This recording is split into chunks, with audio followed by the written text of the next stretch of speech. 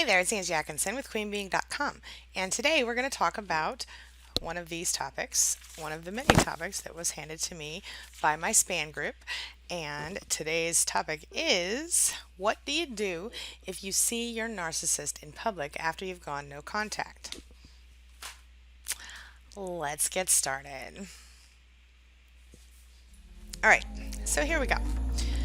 Bottom line, it's just so simple. First of all, you don't know how the person's going to react, so think ahead, plan ahead, decide what it is that you're going to do when you see your narcissist, and then do it when you see him or her. Okay, so something I tell my clients is, to write down 2 or 3 sentences that you think would be appropriate to say to your narcissist when or if you happen to run into them if you are forced to talk to them. Okay, ideally, you don't want to draw attention to yourself if you see the narcissist. Now, in a normal breakup, you might want to just walk over and say, "Hey, how you doing? Are you okay? Is life good for you?" Blah blah blah. But in a breakup with a narcissist, it's a whole different ball of wax, and you know that. There's a reason you went no contact with this person, right? And this is true if you're dealing with a parent or a family member or a former boss or a former coworker or a former friend. Anyone that you've had to go no contact with who's, a narcissist of a toxic nature is someone you're going to have to do this with. Okay. So again, don't engage the person unless you're forced to. Don't draw attention to yourself. Do whatever you can to, if you need to leave the party early, go ahead and do it. Don't put yourself in harm's way, and I mean emotionally or physically, okay? If you are forced to speak with the narcissist, do so as dryly as possible. Don't get into any heavy topics, and if the narcissist tries to do that, then you say, "You know what, we'll have to talk about that later," or whatever it is that you can say. Stay gray rock, meaning you don't give the narcissist any emotional reaction, because I promise you, my friend, that's what they want.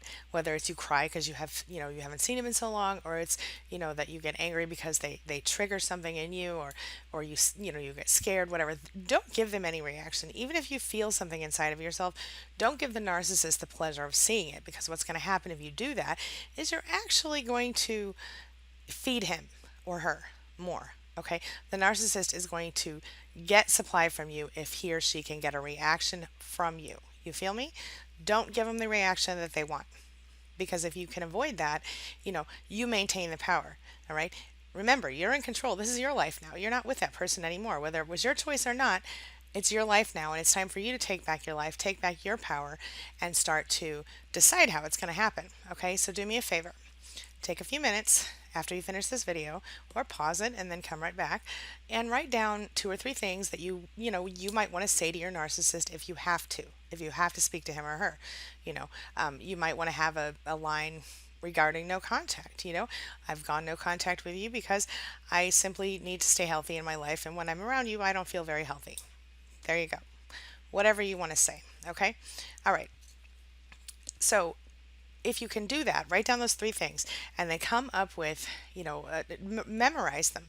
And so if you are in a position to, where you have to speak to the narcissist, because you have been spotted and they have, cornered you, and you have no choice but to speak to him or her, you do employ the grave rock method, and then you simply say your 3 or 4 sentences, or 2 or 3 sentences that you have created for this purpose, and nothing more.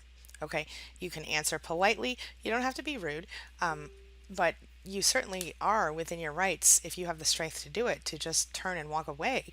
You aren't required to speak to the narcissist. And, if you've been under any sort of physical attack or abuse by the narcissist, then, you might want to go ahead and get a restraining order if they're still bothering you in your life, or if you fear, whether they're physically or mentally abusive, if you fear for your safety because of what you've gone through with them and you keep running into them, this is a whole other issue. Okay, I'm talking about the times that you run into someone innocently in public. Okay, so all right, now, since I know that's really hard, and I know that especially if you see him or her with a new supply, which, it's going to be even harder, I'm going to go ahead and share with you the next steps here. Okay.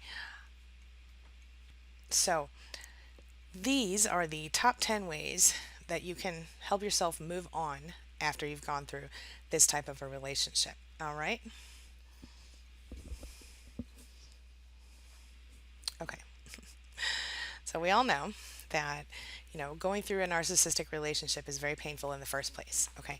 And we also know that any relationship breaking, ending is difficult, whether you're ending a relationship with a parent or, a spouse or a child or a neighbor or a boss, anybody who you're dealing with on a regular basis who is no longer going to be part of your life because of their own horrible behavior, is someone that you may run into and may find yourself feeling uncomfortable. Okay.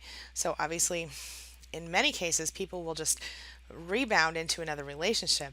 You know, we all know why they're called rebound relationships. They don't last. And, if they do, in the case of someone who's been abused by a narcissist, it actually could not, it could be for the worse, because you very, very easily could fall in with another narcissist. Okay.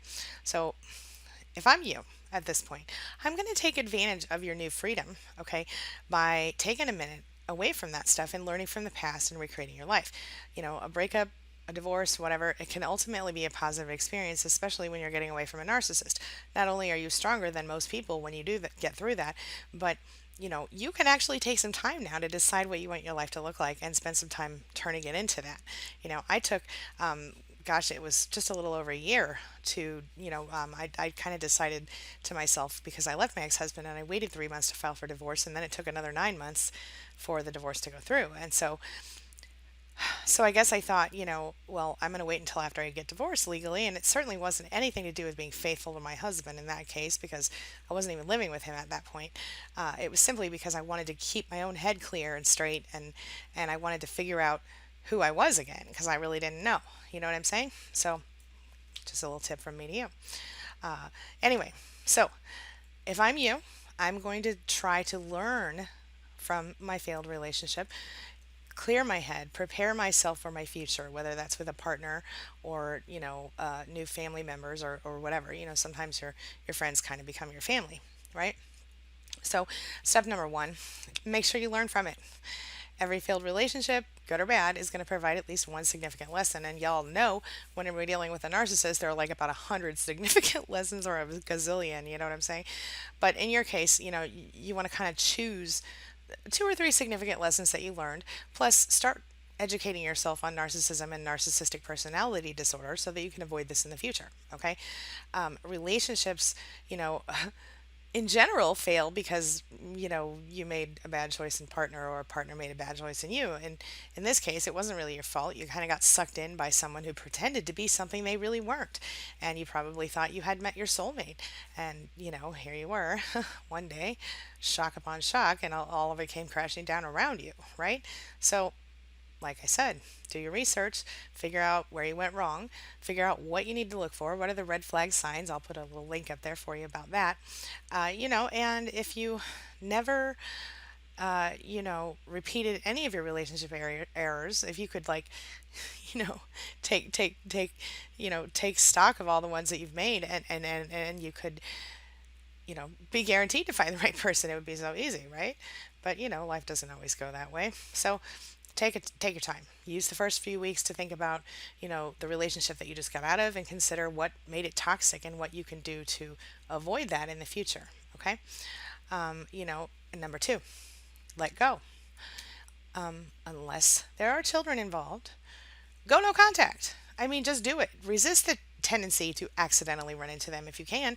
And, make sure you steer clear of the places that they'll be when they'll be there. You know their schedule. You know what I'm saying? Don't send late night text messages, drunk texts, or any of that stuff. And don't stalk them on Facebook. You know what? Instead of stalking, I say block them on Facebook, block them on Instagram, block them on, Twitter, Snapchat, all those things. Take them off your social media accounts. It's just temptation for you to fall back into your old bad habits. And, I hate to put it the way I'm about to put it, but like we've talked about before, it's almost like a drug. So be aware. Okay. So take anything that reminds you of that person, box it up and throw it out, put it in the garage, whatever, get it out of your house, out of your eyesight anyway. Okay. Just a tip. Number 3, forgive. All right, we've talked about this a little bit before, but here's how it goes. In a normal relationship that ends for mutual reasons, or normal incompatibility issues or whatever, there's a whole other ball of wax. But when we're talking about a toxic relationship, it's incredibly hard to forgive somebody. I've told this story once before. I'm going to tell it real quick again. But there was a time in my life when I had a situation with a person I was dealing with, a narcissist who was actually just mostly on a platonic level, except that this person tried to take it beyond that. But anyway, at that time, I found myself feeling very angry and feeling like after I got out of the situation and I went no contact, I had this leftover anger in the back of my head. And so what I did was, I actually wrote the person a letter, and I ended up I actually burnt the letter when I was finished, but I initially I intended to send it to them, and I wrote it down, and I wrote down everything that I had in my head and my heart, and all the bad words I wanted to say and all the horrible things that I felt and thought, and I put them down on paper, and then I burned the paper, and then I felt better. I have suggested this to clients and they have found some peace in it. Another thing that's actually been working well for people, and it was suggested by one of my clients because I made a video with the members of the SPAN group, where we did, I think it was 103 things you no longer have to deal with when you go no contact with a narcissist. So I'll put that up there for you.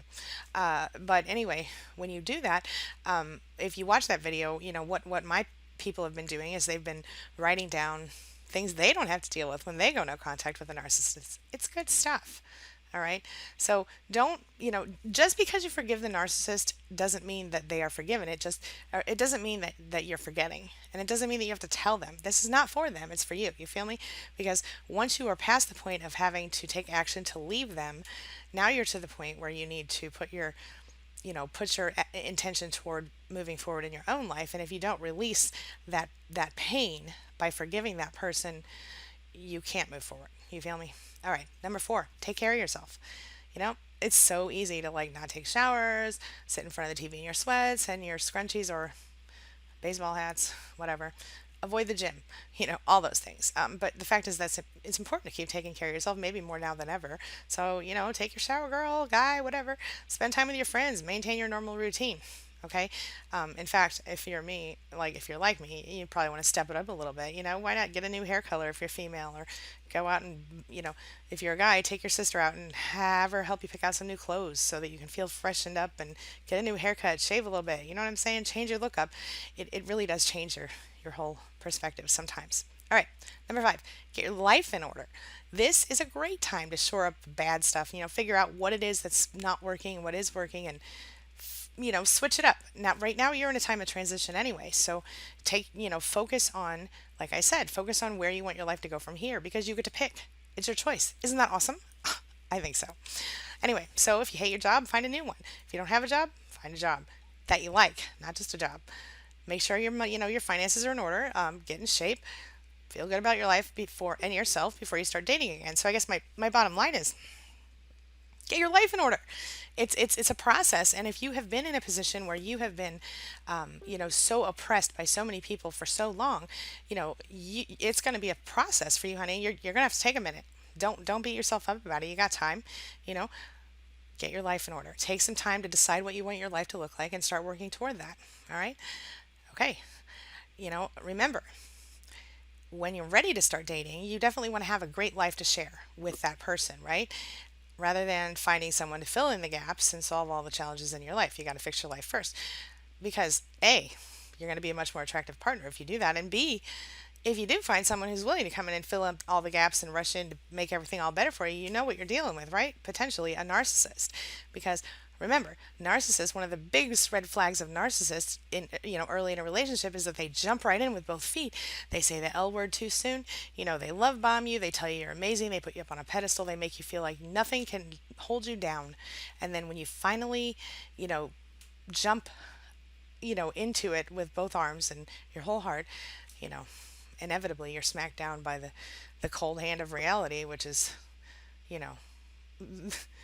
the love bombing ends, and now you go through the devalue and the discard and all the other stuff. It's just it's exhausting, and nobody wants that. So why do your best to avoid that in the future, right?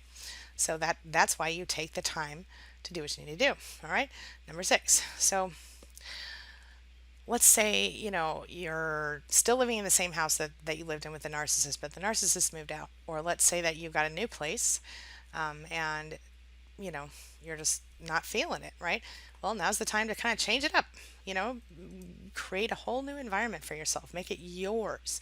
Move the furniture around, buy a gallon of paint, redo the dining room, give yourself a fresh start. And something I tell my clients is, you know what, as you're about to move into your new place, take a minute and pick up your, go to Pier 1 or go to the Goodwill or the Salvation Army or, Walmart if you really want to. I mean, any place that sells pretties, little nicky nacky things, and find yourself something beautiful. And it doesn't have to be expensive. Find yourself something beautiful that makes you smile when you see it, that makes your heart feel warm, kind of jump a little bit, and put it in your new home and make it yours. One object can often be enough to kind of help you, stay focused. And I was, gosh, I was 23 years old and a single mom, and I was kind of broke as a joke when I became a single mom, and after I got divorced. And so I went to Pier 1 and I bought this $7 candle holder. I still have it on my entryway table now, which I did not have an entryway table then, obviously, but but I bought it, and it absolutely was, a transitional object for me. It was beautiful. I loved it. It made my heart smile, and I recommend it to my clients. I say, you know what, go pick yourself up something pretty that makes you feel like it's yours, and put it in your home in a place where you can see it. And every time you see it, think of it, think of the fact that you get to run your life now. You control your life. You got to take back your life, and that's kind of amazing, you know? Something to think about. Alrighty, number 7, find a new hobby. Now, there's something you've always wanted to do, but you never did because you never thought you could, or you never thought your narcissist would let you. Guess what, honey? Now's the perfect time to do it. Okay? One of my clients has this amazing singing voice. Anyway, you know who you are, girl. Um, and she is now, I'm so excited. I'm hoping that she's really going to move into actually trying to produce more of her music. So that's really exciting for her. But you could do something like that, if you're into music, or maybe you want to take a pottery class, buy a violin, or pull out your old clarinet, or maybe you want to join a bowling league. You can meet some cool people there. Do something different, add something new and fun to your life. Something that was always a love for me was painting. And when I was dealing with my narcissist, I stopped painting entirely. And when I found myself free again, the creative juice came right back out, and it was amazing. So, and of course I've always written and I've always done these things, but find a creative pursuit, or learn to play golf, or like join a basketball team, or whatever. Just go do something, go to one of those mall walk clubs or something, or go dancing with your girlfriends at a real club. Whatever. Have fun, get out, change it up, do something different than you usually do. And especially if there's a hobby that you've always wanted to do, or a passion that you've always wanted to pursue, now's the time.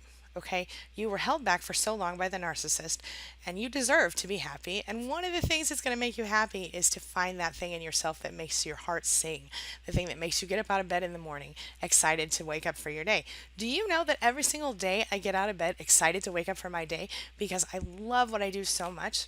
You can have that too, my friend. It's not that hard. I mean, okay, it's hard. It's work, but it's not work in the respect of, like you're working in a factory or something. It's work that matters to you, and so it feels more like a mission, more like you're doing something that's, you're divinely driven to do. I don't know. It feels good to me, and I think most people, whether it's a hobby or a passion or whatever, they can do it. All right, moving along.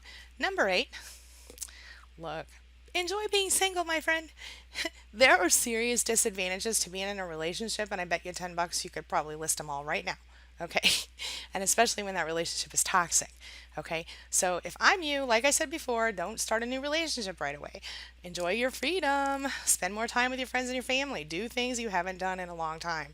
Get reconnected with the people in your life that are important to you, that matter to you outside of the narcissist, the people that you were disconnected from during that relationship, because there are people like that in your life. Maybe you need to reach back out to them. Maybe this is an important time for you to sort of reconnect with people, find some new people to connect with. Check out my video last week I did about making new friends after you and the relationship with a narcissist. I'll try to remember to put that up there for you as well. All right. Number 9, make a list. Oh, make a list of what you'd like in a potential partner.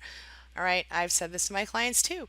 When you start to think you're ready for dating again, Start really deciding what you're looking for. I always tell people it's like they say in The Secret, order it up from the universe. Oh, here's a catalog, write down what you want, so I did this when I met my husband. I sat down and I wrote a list of all the things that I wanted in a relationship and in a man when I was ready, and I just put it away and forgot about it, and it actually worked out pretty well. I pretty much got what I wanted, but just be really, really specific on your list.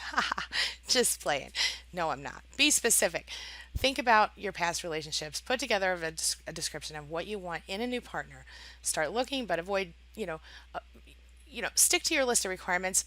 Don't fall into old patterns, but make sure that your requirements are not ridiculous. You know what I'm saying? Like, like in that movie Practical Magic, she's like, he has to have one green eye and one blue eye. Those kinds of things, that's not really legit. If I'm you, I'm gonna focus. I mean, obviously you want to be physically attracted to your partner if it's a romantic relationship, but in addition to, and so if you have certain,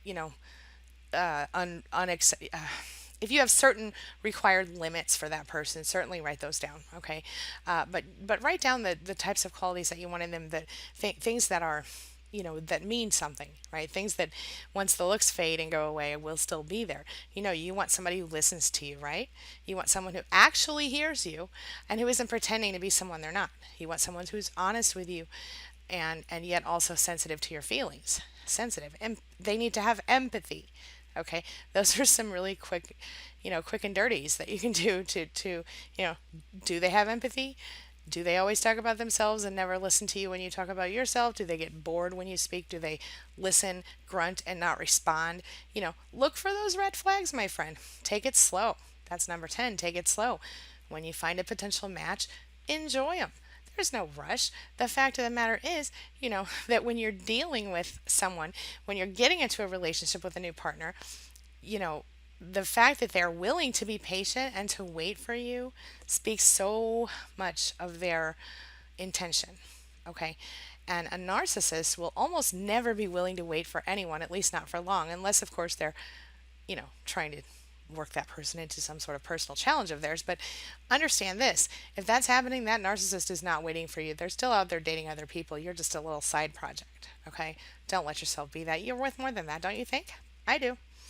All right? So listen, moving on after a toxic relationship is painful, it's horrible, it's rough. However, there are so many silver linings to that cloud, okay? Biggest one being now you get to decide what happens from here on out.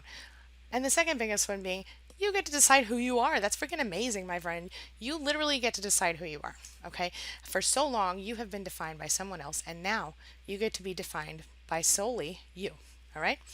So, look, this is the perfect time for you to examine yourself, make positive changes in your life, and there's really no reason for you to hurry up and find a new person to be with, okay? Please take your time, move on from the past before you jump into a new relationship because that is only going to cause you more pain, okay? Give yourself the time you need to find yourself again, heal, find yourself some sort of a hobby, something that makes you feel good, something that feels good to you. Spend time with your kids if you have them, spend time with your friends, the ones that your narcissist drove you away from all those years. Spend time with your family that your narcissist drove you away from. If you want to, whatever it is that feels good to you, do that. Avoid the narcissist if you can. If you must run into the narcissist or you accidentally run into the narcissist, keep it low key. Avoid speaking if you're able to. If you're forced to speak to the narcissist, keep an even keel. Gray rock them. Only respond yes and no, to yes or no questions, like yes or no answers, short as possible, no emotion, no reaction. That's the best way to go. All right?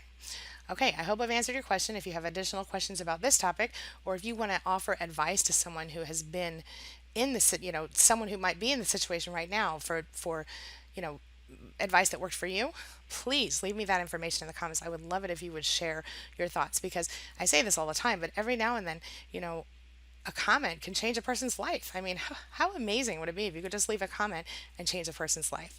I love it. All right. I'm wrapping up for now. So let me just real quick hit up queenbeing.com right there if you would like to have more information about narcissism, narcissistic abuse recovery, or narcissistic personality disorder. All right.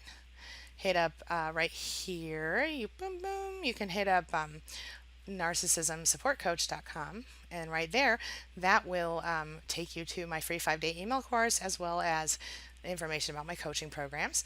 And then if you hit up booksangiewrote.com, that'll take you right to my Amazon page where there are 20 different books that I've written, 4 of which are specifically focused on this topic, all of which are written from the perspective of someone who had to turn her life around after narcissistic abuse. And I think they'll help you. So take a look, and I'll see you tomorrow. Have a great week. Thank you so much.